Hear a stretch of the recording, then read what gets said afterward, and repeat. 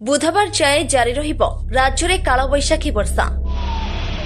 सतर्क सूचना जारी कला पाणीपाग विभाग।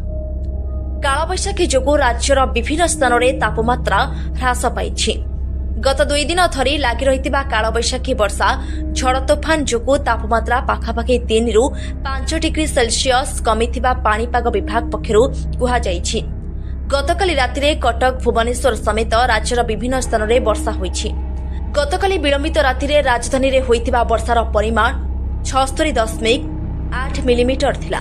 आसंता बुधवार पर्यंत कालबैशाखीर प्रभाव रहिबो एवं शुक्रवार आड़कू पुणी थरे पाग बदलिबार संभावना अछि बोली पाणीपाग विभाग कहिछि। सूचना अनुसार कंधमाल, बौद्ध, अनुगोल, ढेंकानाल, केन्दुझर, मयूरभंज, बालेश्वर, भद्रक सहित आज 19 जिले में कालबैशाखी संभावना रही।